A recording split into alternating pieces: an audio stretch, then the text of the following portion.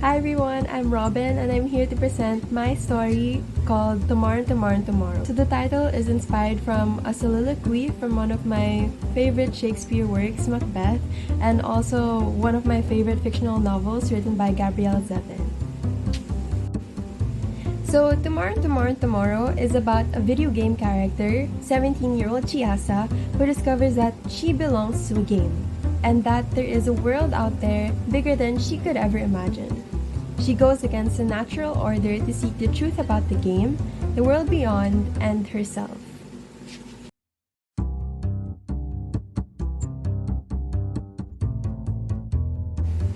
So, Chiasa lives in a world where anything is possible.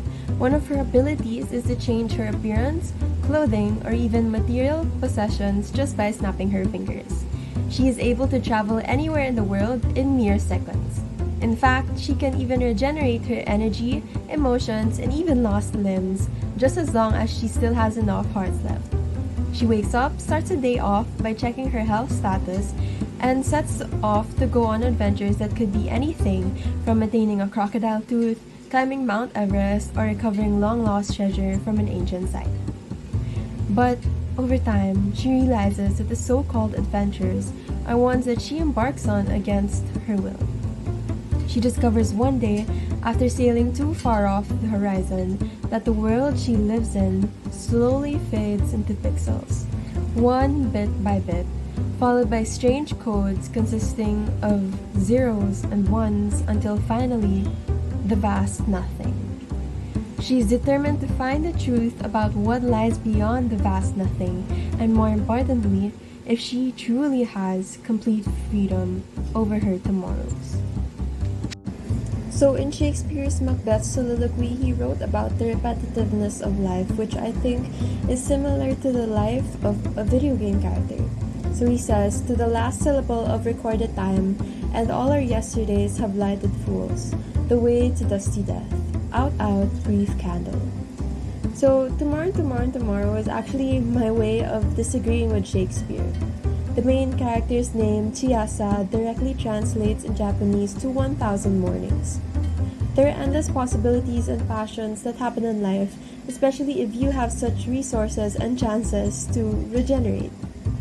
Shakespeare's writing was much more negative, but Tomorrow, Tomorrow, Tomorrow is about life. The candle, which gives light and warmth, as fleeting as it is. I wanted to play with perspective, both literally and figuratively. Literally in the sense that we see the point of view of the video game character, a non-player character, or NPC, which is introduced later on in the story, and the player playing the game. Figuratively too, in regards to looking at the world with a positive or negative perspective. So Chiasa discovers that the world she lives in isn't real, the person she loves isn't real, and that maybe she isn't real too. She finds that nothing matters anymore, but at the same time, nothing matters anymore.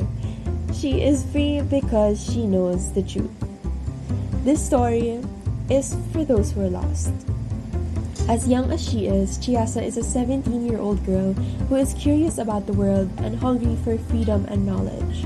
Nowadays, we are too quick to accept and move on from things, maybe because we've become desensitized. We forget to ask questions, or sometimes we become complacent with what we know.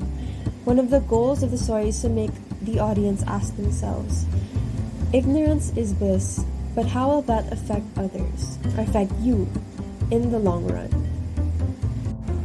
So I was inspired by a few movies, both story-wise and aesthetically, and the first is Free Guy, starring Ryan Reynolds, who plays a bank teller who discovers that he is a background player in an online open-world video game.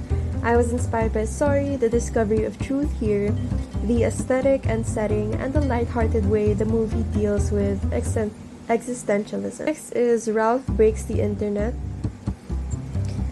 which is my inspiration for the out-of-this-world game setting, along with a Lego movie. So both of these films are kind of bizarre in a way and cartoony, and so that's what I wanted the game setting that Chiasa lives in to look like, that kind of anything goes and anything can happen, and that world.